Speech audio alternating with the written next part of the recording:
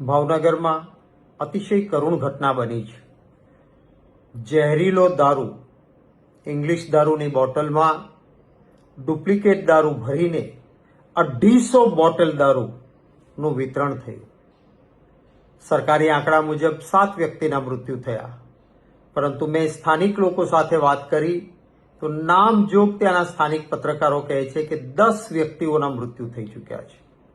કેટલાક લોકો પ્રાઇવેટ હોસ્પિટલમાં બીજે ત્રીજે આજે પણ મુશ્કેલીનો સામનો કરી રહ્યા છે. કેટલાકનો જીવ બચે, પરંતુ આંખ જતી રહે, દ્રષ્ટિ જતી રહે, જોઈ ન શકે, અંધાપો આવે, આ પ્રકારની આ ઝેરી દારૂથી પરિસ્થિતિ પેદા થઈ છે. મહાત્મા ગાંધીજીના ગુજરાતમાં દારૂબંધી છે.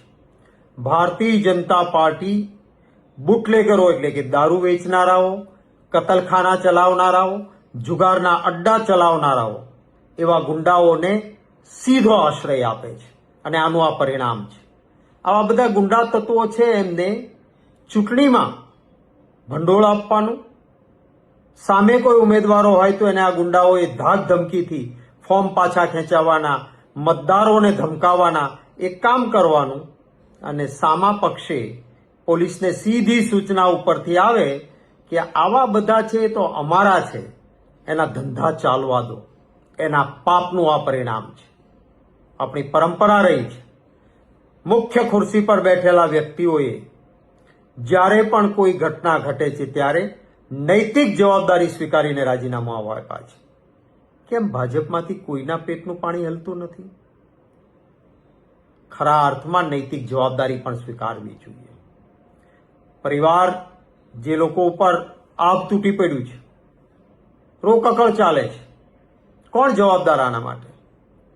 સૌથી પહેલું મૃત્યુ નરેન્દ્ર યાદવ કરીને ઉજ્જૈનનો માણસ જેનું થયું, ભાવનગરમાં એનું પોસ્ટમોર્ટમ થવું જોઈએ.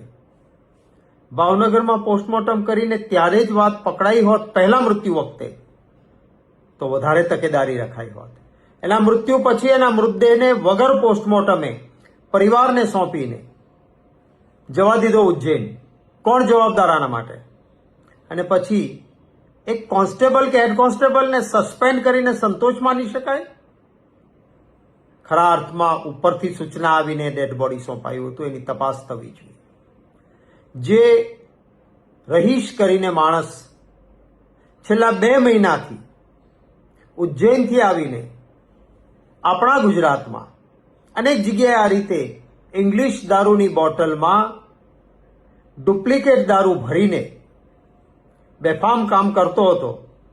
ક્યાં હતી ઇન્ટેલિજન્સ બ્રાન્ચ? આપણી આઈબી બ્રાન્ચનું કામ છે આવી બધી બાબતોમાં ધ્યાન રાખવાનું, પરંતુ પોલીસની આઈબી બ્રાન્ચનું તો કામ આ રીતે લોકોની સુરક્ષામાં તો થવા દેતા નથી, પરંતુ ઇન્ટેલિજન્સ બ્રાન્ચને અમારી વિરોધ પક્ષની, પત્રકારોની, ઉદ્યોગપતિઓની એની જાસૂસી કરવા માટે બેફામ ઉપયોગ આઈબીનો થાય છે. પરિણામે ગુજરાતમાં ડ્રગ્સ આવે છે, ગુજરાતમાં દારૂ વેચાય છે, અડ્ડાઓ ચાલે છે, કતલખાનાઓ ખુલ્લેઆમ ચાલે છે, કારણ કે બધા જ ધન ભંડોળ આપે છે. ખૂબ કરુણ ઘટના છે.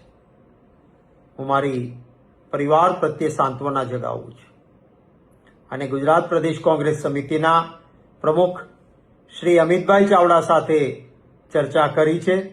પ્રદેશ કોંગ્રેસ સમિતિનું 5 વ્યક્તિઓનું બનેલું એક પંચ એ બધા જ ભાવનગરની આ ઘટનામાં તથ્યો શું છે એને જાણવા માટે ભાવનગરની મુલાકાત લેશે.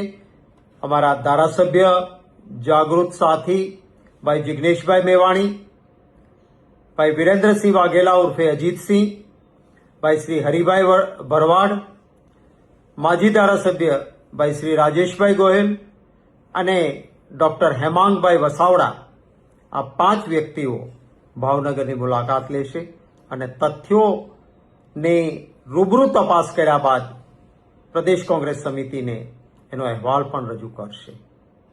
હું ફરી વખત સરકારના ઉચ્ચ આસન પર બેઠેલાઓને વિનંતી કરું છું કે માણસના જીવથી વધારે બીજું કંઈ જ કિંમતી ના હોઈ શકે.